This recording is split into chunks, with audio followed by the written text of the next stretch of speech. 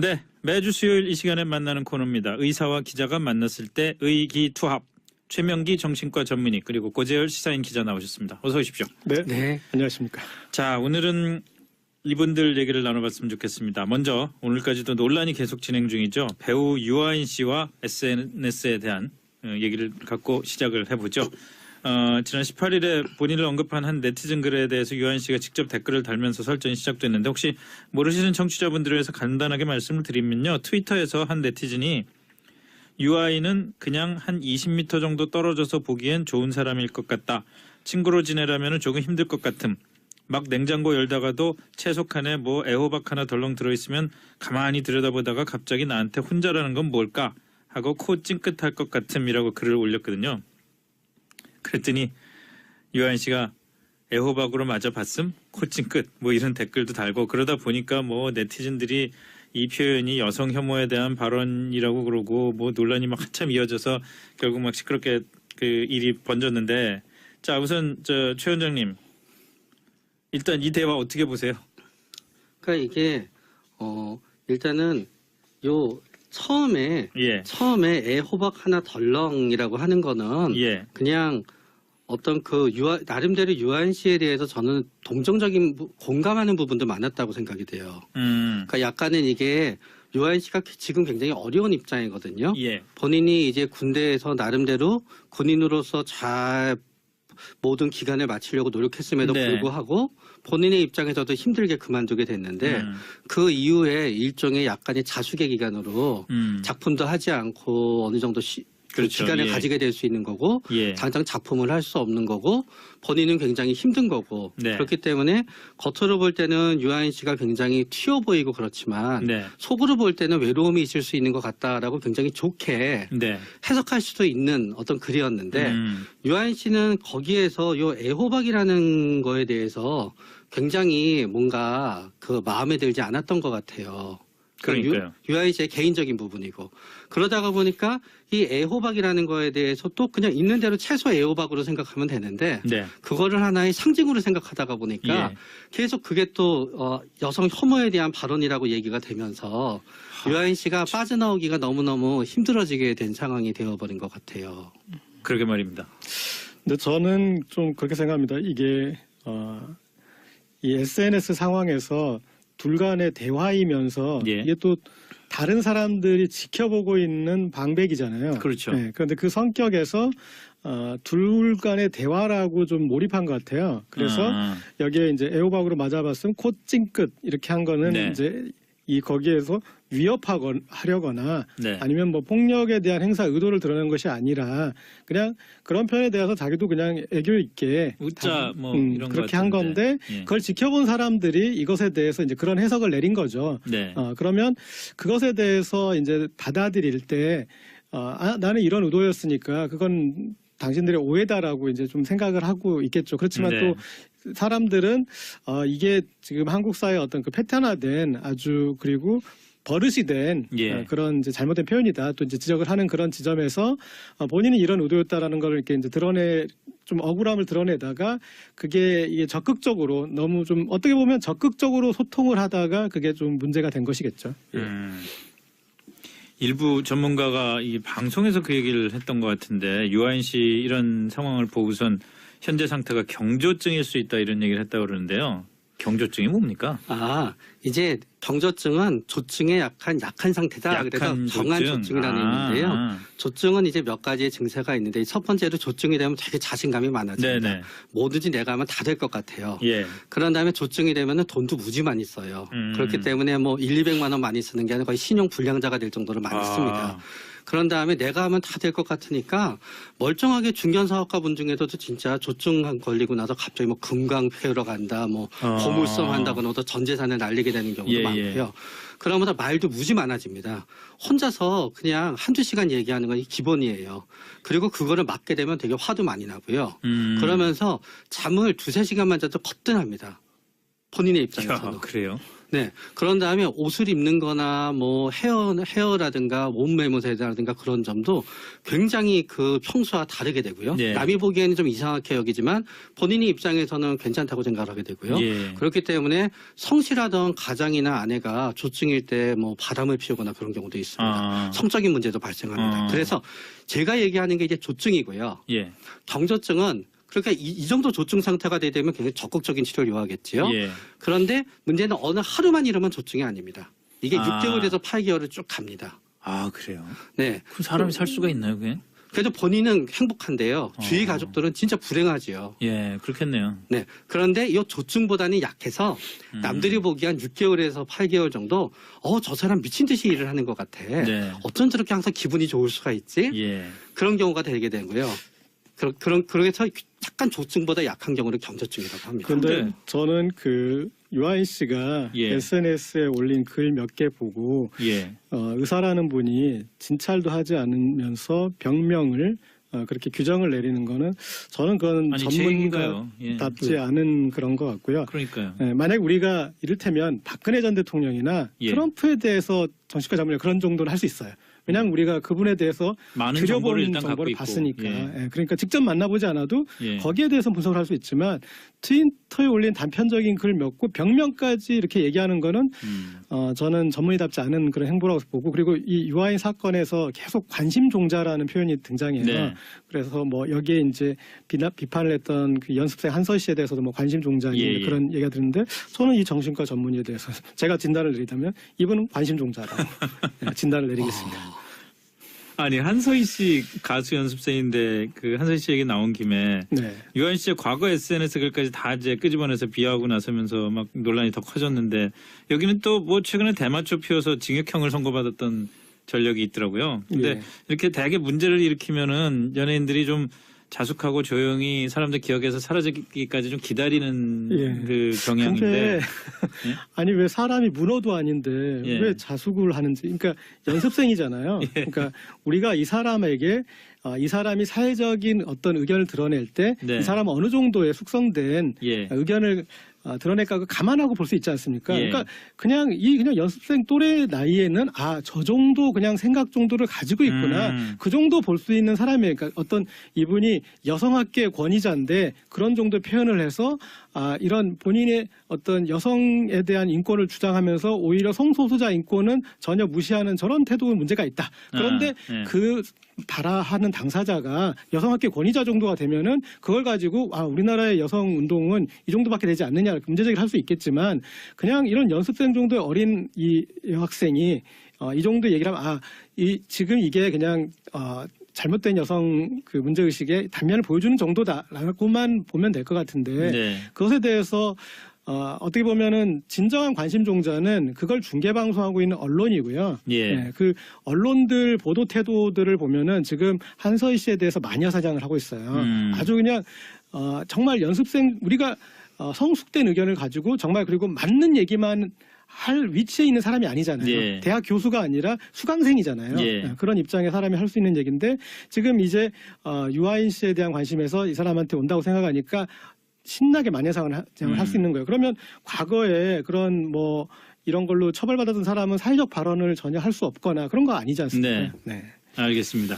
그 얘기 나온 김에 최명기 원장님은 SNS를 하시나요? 안 합니다. 아무것도 안 하시나요? 그러니까 일반 SNS만 합니다. 일반 SNS라는 건 뭡니까? 제가 이제 블로그에 글을 올리면은 예. 그거를 이제 연결해서 SNS에 올라가긴 했는데요. 예. 저는 그 글을 누가 보는지 어떻게 되는지 모르고요. 아. 그리고 사람들은 제가 카톡이 있는 거를 오해하고 카톡도 안 하세요? 뭔가 저한테 보내긴 하는데요. 예. 제 휴대폰의 시스템은 답을 달 수가 없게 되어 있습니다. 그래서 오해하지 말아주세요. 씹는 게 아닙니다. 그러니까 뭐 트위터, 뭐 페이스북 뭐 다 안 하세요? 네, 다 안 합니다. 특별히 안 하시는 이유가 있습니까? 제 원래 사는 게 그렇습니다.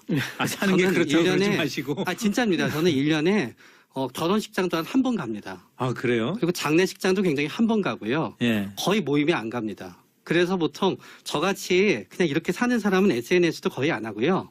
반대로 우리 이상한 분이네. 이게 우리 SNS에 대한 편견인데 옛날에는 SNS를 많이 하는 사람은 모두 히키코모리 같거나 운둔형 외톨이여서 SNS만 한다고 생각했는데 그렇지 않습니다. 일상생활에서 많이 사람을 만나는 분들일수록 SNS도 많이 하게 되는 거고요. 뭐 그럴 수밖에 없는 경우가 있죠. 옛날에는 뭐 게임 많이 하면 전부 다 운둔형 외톨이라 그러지만 요새는 공부 잘하고 머리도 좋은 애들이 게임도 잘하는 경우가 더 많습니다. 비슷하게 저는 굉장히 사람을 잘 만나지 않는 어떤 의미에서 굉장히 그냥 그렇게 살기 때문에 SNS도 별로 안 하는 것 같습니다. 근데 사람을 잘 만나지 않는 것과 SNS를 안 하는 거하고는 좀 차이가 있을 것 같은데 특별히 나는 SNS를 안 한 이게 왜냐하면은 이게 SNS가 이미 그 상당 부분에서 그냥 보편적인 통신 수단이 됐잖아요. 그렇긴 하지만 이제 그 사회적 불편감이 얼마나 심하냐 낮냐를 우리가 얘기하게 되는데요. 그러니까 그게 궁금한 거죠. 그러니까 사회적 불편감을 느끼시는 거예요. 네, 전 사회적 불편감이 높은 사람입니다. 사실. 그렇기 때문에 저는 SNS를 하고 누가 저한테 막 너무 그러니까 일방적인 건 상관없어요. 제가 이렇게 얘기하고 누가 거기에 대해서 어떻게 생각하는지를 저한테 보호해서 이럴 땐 상관이 없는데요. 제가 한 얘기에 대해서 막 저는 전체 유아인 씨 오히려 좀 존경하는 게요. 유아인 씨도 존경하고 한서희 씨도 존경하는 게 이 와중에서 SNS에서 설전이 벌어졌는데도 이렇게 또 자기 생활 하시잖아요. 저는 이런 상황이 되면 저는 아무것도 못할 것 같아요. 두 분 다 저보다 멘탈이 강한 분들이십니다. 우리 뭐 고재열 기자님은 SNS 아주 뭐 파워 유저고 제가 SNS를 세상에 처음 시작했을 때 이미 뭐 그 파워 트위터리안으로 유명했던 분인데 어떻게 보세요? 우리나라의 이 SNS 문화에 대해서? 저는 이제 이런 사건 하나하나가 이렇게 파일업이 되면서 사람들이 좀 적응해 나가는 과정이라고 생각합니다. 왜냐하면 지금 우리 사회에 이 조그만 어떤 빌미를 가지고 그게 크게 확대돼서 논쟁이 되는 사건들이 계속 반복되고 있지 않습니까? 그래서 뭐 이를테면 이제 김종대 의원의 그런 이국정 교수에 대한 발언이나 이게 어떤 본질적인 게 아니었는데 그 부분으로 이제 이 논점이 점화돼 가지고 이게 계속 진행되면서 얘기가 커지는데 근데 이제 그런 과정을 거치면서 사람들이 여러 가지 어떤 인식의 변화들이 생길 거라고 생각합니다. 이를테면은 연예인이 처음에 이를테면 이완 씨 같은 경우도 첫 발언에 대해서 그런 문제 제기가 있을 때 제가 무리를 일으켜서 죄송합니다. 그랬군요 하고 그냥 이를테면 영혼 없는 사과를 하고 끊어버릴 수도 있어요. 그렇죠. 그런데 연예인도 그냥 자기 하고 싶은 말 하고도 그리고 먹을 욕을 먹어가면서 그냥 내 생각은 이렇다. 내 생각이 잘못됐을 수는 있는데 이게 내 생각이다.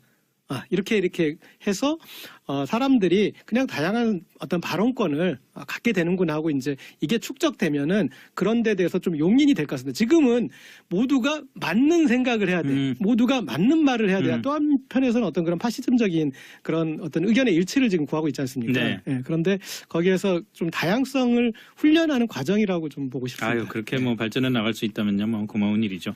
자, 오늘 분석해 본 인물. 유아인 씨에 이어서 SNS 활동을 또 활발하게 하는 분이죠. 박지원 국민의당 전 대표에 대해서 얘기를 나눠보기로 했습니다. 근데 보니까 의사와 기자가 본 박지원 전 대표는 어떤 인물인지 각각 입장을 준비를 해오셨다고 그러는데 우선 최 원장님부터 박지원 대표는 누굽니까? 저는 삼국시대의 사마이를 꼽았는데요. 사마이. 그 이유는 아주 간단합니다. 상김시대와 삼국시대가 연결이 딱 돼서 그렇습니다. 그런데 좀 생각해보니까 비슷한 게요. 삼국시대의 새 영웅이 전부 다 사라진 다음에도 사마이는 계속 그거를 이어가다가 결국은 사마이의 손자가 결국은 또 진나라나 나라를 세우게 됩니다. 그래요? 네, 지금은 우리의 또 삼김시대는 끝났지만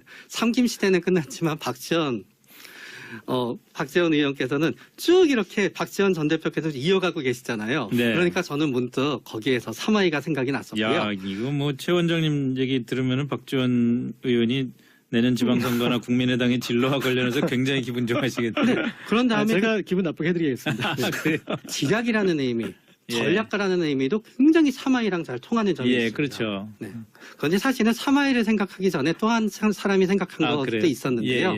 그거는 클레오파트라와 안토니우스의 안토니우스도 생각이 났었습니다. 그건 의외인데요. 그것도 또 똑같이 삼김 정치와 똑같이 삼두 정치 때문에 생각이 났었습니다. 삼두 정치를 하던 사람들은 모두 갔지만 안토니우스는 살아남았고요. 안토니우스가 시저의 적자라고 생각을 했지만 본인이 몰리게 되니까 클레오파트라한테 가게 돼요. 그게 사랑에 빠져서 간 게 아니라 사실은 거의 로마 제국과 같은 양분하는 거의 권력과 힘이 이집트에 그렇죠. 있었거든요. 예. 비슷하게 박지원 전 대표도 어떤 의미에서 김대중 대통령의 적자이고요. 네. 그럼에도 불구하고 뭔가 본인이 생각지 않았던 옥타비아누스가 나왔듯이 네. 문재인 대통령한테 뭔가 밀리게 됐고요. 예. 그래가지고 이집트로 가듯이 국민의당으로 갔고요. 예. 클레오파트라와 같이 있듯이 안철수 대표와 같이 있는데 둘의 사이가 안토니우스랑 클레오파트라 사이가 별로 나중에 안 좋게 됐거든요. 끝판에는 그래도 둘의 사이도 그다지 좋진 않아서 둘 중에 뭐를 할까 하다가 그러나 안토니우스는 지략이 없기 때문에 지략이 있는 사마이 쪽을 선택했습니다. 아, 이거 알겠습니다. 좋습니다. 근데 안토니우스는 클레오파트라를 처음에는 좋아하긴 좋아했죠. 네, 그러나 그거는 박지원 대표는 처음에도 그렇게 좋아서 만난 건 아닌 것 괜히 같아요. 그 말씀하시니까 이렇게 비주얼적으로 이렇게 클레오파트라랑 안철수를 상상했네. 알겠습니다. 자, 그럼 네. 이번에는 기자가 보는 박지원 전 대표. 저는 영화 배우 이경영 씨에 비견하고 싶습니다. 이경영 씨요? 예. 그런 얘기를 합니다. 충무로 노예라는 표현을 써요. 예. 예. 뭐, 안 나오는 영화가 없으니까. 예. 그런데 그 영화를 보면은 맨날 악역으로 나오는 것도 아니고 맨날 선한 역할로 나오는 것도 아니고 네. 주연은 아닌데 어쩔 때는 선한 역할이 되고 어쩔 때는 악한 역할이 돼요. 그렇죠. 예. 예. 근데 박지원 의원이 저는 그런 것 같습니다. 그러니까 안 끼는 정치 현안이 없어요. 예. 끼는데 어쩔 때 보면 이 사람이 지금 선한 역할을 하고 있는 것 같고 예. 또 어쩔 때 보면 지극히 악한 역할을 하고 있어요. 지금은 제가 봤을 때 조금 이제 약간 악역적으로 욕을 먹는 역할로 좀 하고 있는 것 같은데 그래서 저는 뭐랄까 여의도 노예? 예, 그래서 여의도 노예. 예, 아니 낄 무슨 데가 없는 뭐 나쁜 얘기 하신다더니 별로 나쁜 얘기가 아니에요. 듣고 보니까. 나쁜 얘기는 이런 거죠. 김대중 전 대통령이 이제 그런 얘기를 했습니다. 정치인에 대해서 선비와 같은 문제의식을 가지고 있고 장사꾼과 같은 상인과 같은 현실인식을 가지고 있어야 된다. 네. 그런데 이 박지원 의원을 보면은 선비와 같은 문제의식은 전혀 보이지 않고 오직 장사꾼의 현실인식만 가지고 세상을 사는 분이죠. 그리고 이런 분은 그런 것 같아요. 뭐냐면 우리가 이 사회생활 하다 보면 이 사람이랑 친구하기 싫다. 예. 그런데 적하기는 더 싫다. 그렇지. 예. 네. 그러니까 이 사람은 내가 이 사람의 어떤 인격이나 품격이 내 옆에 두고 친구하기는 좀 그렇다. 근데 이 사람이랑 적을 하면 정말 내가 힘들어지겠다. 피곤해지겠다. 그러니까 적은 되지 말아야지 하는 그런 부류의 사람인 거죠.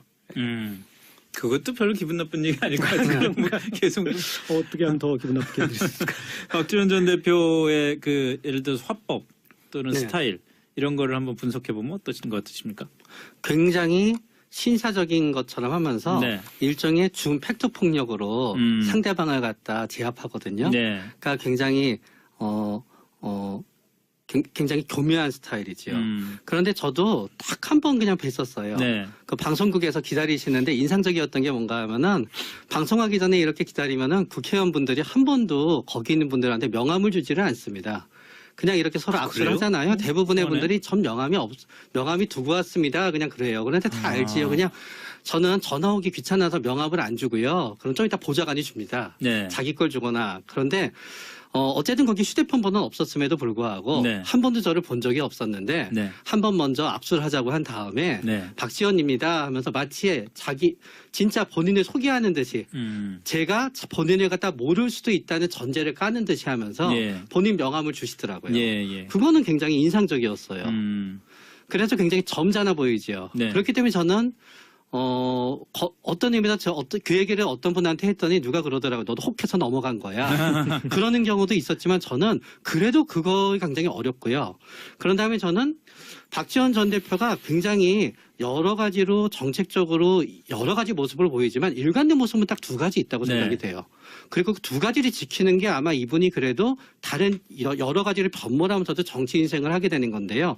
두 가지 이분이 지키는 원칙이 하나 뭔가 하면은 철저히 김대중 전 대통령의 뜻을 따른다. 네. 지금이라도 김대중 대통령을 공격하는 사람은 나도 공격하는 거고. 그거야 뭐 지역구가 호남인데 뭐 어쩌겠어요. 네. 그럼에도 불구하고 거기에 있어서 일관되는 부분이 있었고요. 두 번째는 뭔가 하면 햇볕 정책과 대북 정책에 있어서는 일관된 부분을 갖다 한 번도 버리진 않은 것 같아요. 그것도 당신이 한 건데. 네. 그래서 그 두 개의 축이 예. 너무나 당연하지만 예. 그래도 이분도 이리 갈까 저리 갈까 휩쓸릴 때 있을 때 내 마음을 잡는 축이라는 게 있잖아요. 예, 그렇죠. 그래서 박지원 전 대표한테는 그래도 이 두 개의 축이 분명하다는 게 이분이 정치를 계속 할 수 있는 부분의 한 부분인 거죠. 저는 네. 그 정치적 소신 정도로 이렇게 평가하지 않고요. 정치적 소신이나 철학으로 평가하지 않고 제가 봤을 때는 그게 아니면 아무것도 아닌 정치인이기 때문에 그거라도 붙들고 있어야지. 어이구. 네, 그래야지 이제 본인이 생존할 수 있기 때문에 마지막 붙드는 끈과 같은 거죠. 그리고 이제 테크니컬하게 인정할 수 있는 부분은 김대중 전 대통령 사후에 예. 어떤 그 사자의 권위를 이어받은 것은 그동안의 어떤 동교동계나 이런 네. 이제 역할로 보자면은 박지원 의원 같은 경우는 굴러들어온 돌이거든요. 네. 기존의 어떤 동교동계 봤을 때. 그런데 그분들은 전부 다 나중에 이 박근혜 전 대통령 캠프로 이렇게 배신하고 그렇죠. 가거나 그럴 정도로 전부 뿔뿔이 네. 터졌는데 그것을 이렇게 지켜낸 것에 대해서는 이제 인정을 네. 할 수 있는 부분이지만 그러나 이분이 그럼 햇볕 정책을 계승해서 대북 정책에서 계속 어떤 그런 자기의 철학을 구현하거나 그리고 그런 것들을 쌓아가거나 그런 건 없어요. 그냥 상징적으로 거기에 대변인 역할을 영원한 대변인으로 하는 것이고 그리고 기반이 호남밖에 없는 정치인이잖아요. 그러니까 네. 수도권에 올려보내면 바로 내일이라도 고사할 수 있는 그런 정치인이라서 거기에 또 목을 맬 수밖에 없는 그거지. 그건 어떤 소신이나 철학의 차원에서 인정할 수 있는 부분이 근데 뭐 아닌 것 햇볕 같습니다. 정책이나 김대중 대통령의 정책을 계승하는 문제 이외에 네. 내부적으로 어떤 정치력이나 정치적인 스타일 면에서 볼 때는 또 그냥 전혀 기여한 게 없는 정치인이라고 보기엔 또 어려운 게 사실 일종의 어떻게 보면 좀 타협의 정치라든지 예. 이런 면에서 나름대로 정치력을 발휘하면 평가할 부분도 있는 거 제가 아닌가요? 봤을 때는 그런 타협의 측면을 평가하는 것보단 네. 그 타협이라는 과정이 나오기까지 엄포의 능력이 있는 거죠. 그러니까 우리가 이제 그런 이 정치인들은 자기 이미지 관리에 되게 중시합니다. 그래서 자기가 어떻게 보일까? 그런데 이 박지원 의원 같은 경우는 자신의 내가 필요할 걸 이렇게 공격하는 사람, 이렇게 하는 사람, 그리고 그럴 때 그 필요에 의해서 자기를 존재 증명하는 정치인이거든요. 그러니까 나이가 있는 이제 이전 세대 정치인 같은 경우에 그 뒤에 필요를 소환받는 경우가 별로 없어요. 네. 그런데 공격력을 여전히 네. 지금 가지고 있으니까 아마 제가 봤을 때 야당에서 이분 정도에 비견할 수 있는 그런 그 급의 정치인으로는 이재호 전 의원이나 이제 그런 정도밖에 없어요, 사실은. 네, 그런데 뭐 이재호 전 의원도 이미 사실 예. 현실 정치에서 좀 예, 그런데 빠진 케이스니까. 그 본인이 그런 그 공격력으로 네. 그런 필요를 증명해서 그런 공격을 한 다음에 그 다음에 협상이 나오는 거거든요. 그러니까 그 타협을 가는 과정까지의 그 분위기를 만들어내는 그런 능력이 좀 인정할 수 있는 부분인 것 같습니다. 알겠습니다. 자, 오늘 의기투합 여기까지 하죠. 지금까지 최명기 정신과 전문의 고재열 시사인 기자였습니다. 두 분 고맙습니다. 네, 네. 감사합니다. 일을 하는 것 같아. 네. 어쩜 저렇게 항상 기분이 좋을 수가 있지? 예. 그런 경우가 되게 되고요. 그래서 약간 조증보다 약한 경우를 경조증이라고 합니다. 그런데 근데- 저는 그 유아인 씨가 예. SNS에 올린 글 몇 개 보고 예. 의사라는 분이 진찰도 하지 않으면서 병명을 그렇게 규정을 내리는 거는 저는 그건 아니, 제 얘기인가요? 전문가답지 예. 않은 그런 것 같고요. 그러니까요. 만약 우리가 이를테면 박근혜 전 대통령이나 예. 트럼프에 대해서 정치과 전문가 그런 정도는 할 수 있어요. 왜냐하면 우리가 그분에 대해서 많은 정보를 들여본 일단 갖고 정보를 있고. 봤으니까. 예. 그러니까 직접 만나보지 않아도 예. 거기에 대해서 분석을 할 수 있지만 트위터에 올린 단편적인 글 몇 고 병명까지 이렇게 얘기하는 거는 저는 전문의답지 않은 그런 행보라고 보고 그리고 이 유아인 사건에서 계속 관심종자라는 표현이 등장해요. 네. 그래서 뭐 여기에 이제 비판을 했던 그 연습생 한서 씨에 대해서도 뭐 관심종자 예. 그런 얘기가 드는데 저는 이 정신과 전문의에 대해서 제가 진단을 내리자면 이분은 관심종자라고 진단을 내리겠습니다.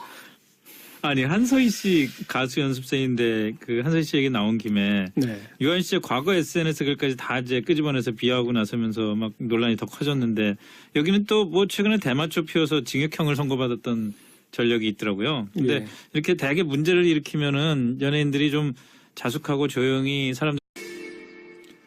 네, 매주 수요일 이 시간에 만나는 코너입니다. 의사와 기자가 만났을 때 의기투합.